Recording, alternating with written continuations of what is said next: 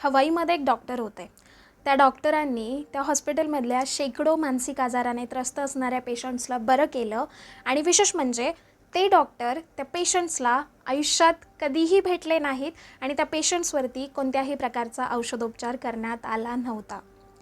हे कसं शक्य झालं? त्यामागे कारण होतं होओपोनोपोनो नावाचं प्रेयर किंवा होओपोनोपोनो नावाची प्रार्थना. आता हे काय आहे आणि ही प्रार्थना इतकी चमत्कारिक पद्धतीने कशी काम करते आणि याचा वापर आपण आपल्या स्वतःला बरं करण्यासाठी मानसिकरित्या, शारीरिकरित्या, आध्यात्मिकरित्या किंवा इतरांना बरं करण्यासाठी आणि आपल्या इच्छा आकांक्षा पूर्ण करण्यासाठी कसा वापर करू शकतो, हे आपण आजच्या या व्हिडिओमध्ये बघणार आहे. पण त्याआधी हॅलो नमस्कार, मी श्रेया आणि मी तुम्हा सर्वांचं स्वागत करते श्रेयसीमध्ये. सो ॲक्च्युली ऑलरेडी एक व्हिडिओ होओपोनोपोनोवरती अवेलेबल आहे चॅनलवरती, पण तो हिंदी भाषेमध्ये आहे कारण तेव्हा मी थोडी संभ्रमात होते की हिंदीमध्ये चॅनल चालू करावा की मराठीमध्ये चालू करावा म्हणून. पण जर तुम्ही हिंदी लँग्वेजमध्ये कम्फर्टेबल असाल तर तो व्हिडिओ बघू शकता आणि जर काही प्रॉब्लेम नाही कारण मी या व्हिडिओमध्ये सुद्धा तीच गोष्ट सांगणार आहे, त्याच सगळ्या कन्सेप्ट्स तुम्हाला सांगणार आहे. हा व्हिडिओ थोडासा मोठा होतो त्यामुळे मग मी होओपोनोपोनोसाठी 2 भागामध्ये हा व्हिडिओ डिवाईड करणार आहे. पहिला भाग आज टाकते आहे आणि दुसरा भाग उद्याच येईल, त्यामुळे काळजी करू नका, तुम्हाला लगेच उद्या होओपोनोबद्दल जी दुसरी कन्सेप्ट आहे ती बघायला भेटेल. पहिल्या भागामध्ये आपण 2 गोष्टी बघणार आहे. एकतर इंट्रोमध्ये मी जी स्टोरी सांगितली, जी गोष्ट सांगितली आहे हवाईन डॉक्टरची, ती गोष्ट आपण बघणार आहे आणि दुसरी गोष्ट जी आपण कव्हर करणार आहे ती म्हणजे होओपोनोपोनो प्रेयर म्हणजे काय आणि त्यामागचं स्पष्टीकरण की कशासाठी हे प्रेयर इतक्या चमत्कारिक पद्धतीने काम करतं. ठीक आहे, आता मी तुम्हाला इंटरेस्टिंग अशी गोष्ट सांगते आणि ही गोष्ट खरी आहे बरं, कारण हा खरंच एक्सपेरिमेंट प्रयोग केला गेला होता. सगळ्यात पहिल्यांदा तर आपण कुठे झालं त्यापासूनच सुरुवात करू. US म्हणजे अमेरिकेमध्ये हवाई नावाचं एक आयलँड आहे आणि तिथले लोक जे आहेत ते होओपोनोपोनो प्रेयरला खूप मानतात आणि प्रत्येक भागाचं काही ना काहीतरी कल्चर, संस्कृती असते बरोबर.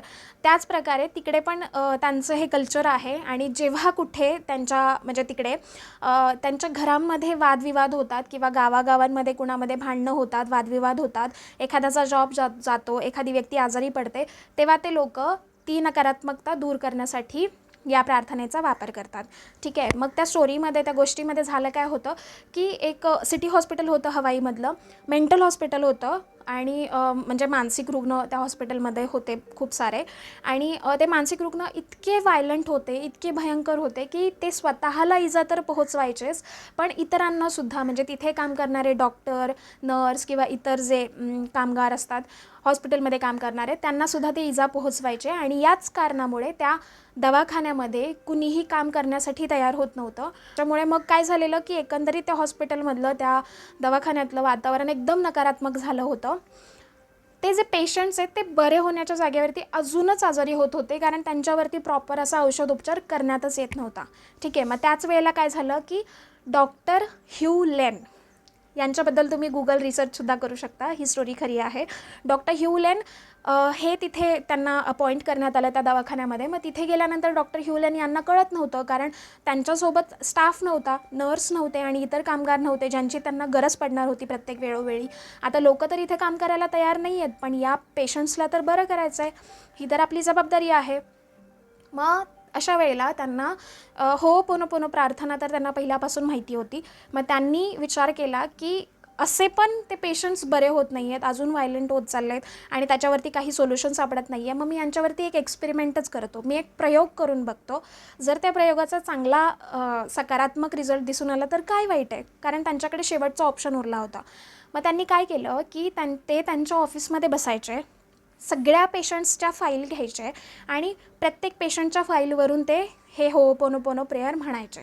ठीक आहे, आणि असे सगळ्या फाईल्सवरती ते रोज करत होते आणि रोज केल्यानंतर फक्त 6 महिन्याच्या आतमध्ये असं दिसून आलं की खूप व्हायलंट असणारे जे पेशंट्स होते ना ते हळूहळू करून थोडे थोडे बरे होऊ लागले.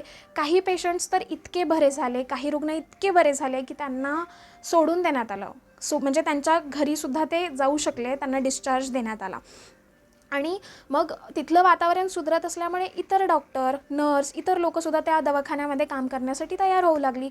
एकंदरीत जे नकारात्मक वातावरण होतं ते संपूर्णतः बदललं आणि एक सकारात्मक वातावरण त्या हॉस्पिटलमध्ये तयार झालं. आणि मग असं करत करत हा एक्सपेरिमेंट जेव्हा सक्सेसफुल झाला त्यावेळेला होओपोनोपोनो सगळ्या जगामध्ये पसरलं. म्हणतात ना, जो चमत्कार नाही तोपर्यंत नमस्कार नाही, आणि तसंच झालं. जेव्हा हा चमत्कार सगळ्यांना कळाला तेव्हाच लोकांनी होओपोनोपोनो ट्राय करायला चालू केलं आणि मग ते सगळ्या जगापर्यंत स्प्रेड झालं आहे आता मग हे चमत्कारिक असणारी ही प्रार्थना आहे तरी काय? या प्रार्थनेमध्ये दुसरं तिसरं काही नसून फक्त 4 वाक्य असतात. ठीक आहे, 4 वाक्य एखाद्या मंत्रजापासारखे आपल्याला एकामागोमाग म्हणायचे असतात. आता आपण मंत्रजाप करतो, कोणता तरी एखादा मंत्र घेतो आणि मग त्याचा मंत्रजाप करतो. आपण 108 वेळा म्हणतो किंवा एक स्पेसिफिक टाईम ठरवून म्हणतो. त्याचप्रमाणे होओपोनोपोनो प्रेयरसुद्धा आपल्याला एकतर 108 वेळा करायचे किंवा मग जो काही टाईम तुम्ही डिसाईड केला त्या वेळेमध्ये म्हणायचं. ही 4 वाक्य काय आहेत ते बघून घेऊ. सगळ्यात पहिलं आहे आय एम सॉरी, म्हणजे माझं चुकलं. दुसरं, प्लीज फॉरगिव्ह मी, मला माफ कर. थँक्यू, मी कृतज्ञता व्यक्त करते. आय लव्ह यू, मी माझं प्रेम व्यक्त करते किंवा माझं प्रेम आहे. ठीक आहे, ही 4 वाक्य आहेत. आणि ज्या कोणत्या भाषेमध्ये तुम्ही कम्फर्टेबल असाल त्या भाषेमध्ये तुम्ही हा मंत्रजाप करू शकता आणि त्याचे चमत्कार तुमच्या आयुष्यामध्ये बघू शकता. यामागच्या स्पष्टीकरणाबद्दल बोलू आपण. काय आहे की याच्यामध्ये एकतर 4 गोष्टी आहेत. एक गोष्टीबद्दल बोलूयात. सगळ्यात पहिलं जे आहे की आपण आय एम सॉरी असं म्हणतो. म्हणजे काय करतो की आपण रिपेंटन्स, पश्चाताप करतो. सॉरी कशासाठी म्हणायचं, त्यामागचं तत्त्वज्ञान असं आहे की एकतर प्रत्येक तुम्ही आणि मी दिसत जरी आपण वेगळे असलो तरीसुद्धा आपण एक कनेक्शनचा पार्ट आहे. ठीक आहे, सगळे आपण या पृथ्वीतलावरती किंवा या प्रत्येक जी गोष्ट आहे या ब्रह्मांडामध्ये ती प्रत्येक गोष्ट ही कनेक्टेड आहे कुठल्या ना कुठल्या ऊर्जेच्या मार्फत. ठीक आहे, प्रत्येक गोष्ट कनेक्टेड असल्यामुळे मी कोणत्याही गोष्टीची जबाबदारी घेऊ शकते. ठीक आहे, जर माझी बहीण आजारी पडली तर त्या गोष्टीची जबाबदारीसुद्धा मी घेऊ शकते. ठीक आहे, जर नातेसंबंध खराब आहेत म्हणजे 2 मैत्रिणींमध्ये जर भांडणं झाली, जरी चूक माझ्या मैत्रिणीची असेल तरीसुद्धा मी तिची जबाबदारी घेऊ शकते. कारण अल्टिमेटली एका लेवलवरती, ऊर्जेच्या लेवलवरती ती आणि मी कनेक्टेड आहोत. त्यामुळे तिची जबाबदारी मी घेऊ शकते. आणि मग मी जबाबदारी एकदा घेतली तेव्हा मी काय म्हणते की आय एम सॉरी, म्हणजे माझं चुकलं. दुसरं म्हणजे please forgive me. Forgive me आपण जेव्हा म्हणतो, क्षमा जेव्हा मागतो, तेव्हा चुकलेल्या त्या गोष्टीबद्दल मी क्षमा मागते आहे. माझं चुकलं की मी तिला वाईट साईड बोलून गेले, तिची चूक नसताना मी तिला बोलून गेले आणि त्याच्यामुळे आमच्यात भांडणं झाली, म्हणून मी क्षमा मागते. तिसरं म्हणजे ग्रॅटिट्यूड. तुम्हाला त्या युनिवर्सने, त्या ब्रह्मांडाने, त्या पॉझिटिव्ह एनर्जीने, देवाने, जे काही ज्या कोणत्या गोष्टीवरती तुमचा विश्वास आहे, निसर्गाने म्हणा, त्या गोष्टीने तुम्हाला माफ केलं आहे आणि त्यासाठी तुम्ही तुमची कृतज्ञता व्यक्त करताय आणि थँक्यू म्हणताय. आणि शेवटच्या स्टेपमध्ये त्या निसर्गाप्रती, त्या ब्रह्मांडाप्रती तुम्ही तुमचं प्रेम व्यक्त करताय की जितकं प्रेम तू माझ्यावरती शॉवर करतो, हा निसर्ग जितकं प्रेम आपल्यावरती शॉवर करतो, तितकंच प्रेम आपणसुद्धा रिटर्नमध्ये एनर्जीच्या माध्यमातून निसर्गाला देत असतो आणि देणं गरजेचं असतं. ठीक आहे, कारण आपण जितकं देतो त्याच्या दुप्पट गोष्टी आपल्या लाईफमध्ये येत असतात. देणाऱ्याने देत जावे, घेणाऱ्याने घेत जावे, घेता घेता एकदा देणाऱ्याचे हातच घ्यावे. ठीक आहे, त्यामुळे जितकं तुम्हाला देता येईल, प्रेम असेल, क्षमा असेल, फॉरगिव्हनेस असेल, कृतज्ञता असेल, तितकं देत जावं. कारण त्या गोष्टी रिपीट होऊन, डबल होऊन आपल्या आयुष्यात येत असतात. तर अशी ही फिलॉसॉफी आहे. आणि मग असं केल्यामुळे काय होतं की आपोआप आपल्या आयुष्यामध्ये चेंजेस येऊ लागतात आणि आपण हील व्हायला सुरुवात होते. आपण स्वतः बरे व्हायला सुरुवात होतो. आपलं अंतर्मन सकारात्मक व्हायला सुरुवात होतं. अंतर्मन सकारात्मक झालं तर आपोआप आपल्या आयुष्यामध्ये चांगल्या गोष्टी घडायला लागतात.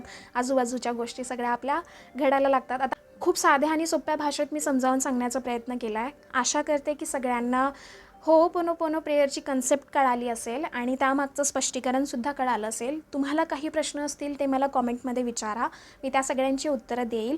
आणि जसं की मी तुम्हाला सुरुवातीला सांगितलं, पुढच्या भागामध्ये, पुढचा जो मी भाग घेऊन येणार आहे त्या भागामध्ये मी होओपोनोपोनो प्रेयरचा वापर स्वतःसाठी, म्हणजे स्वतःला बरं करण्यासाठी किंवा इतरांना बरं करण्यासाठी कसा करू शकतो, आपल्या इच्छा आकांक्षा पूर्ण करण्यासाठी आपण होओपोनोपोनो प्रेयरचा वापर कसा करू शकतो, आणि त्याबरोबरच प्लस पॉईंट म्हणून मी माझी स्वतःची सक्सेस स्टोरीसुद्धा सांगणार आहे. तर प्लीज तो व्हिडिओ मिस आऊट करू नका, कारण त्या व्हिडिओमधून कदाचित तुम्हाला थोडीशी प्रेरणा भेटेल. ठीक आहे, आणि जाता जाता thank you so much for supporting, आणि भेटूयात आपण पुढच्या भागामध्ये. Bye bye.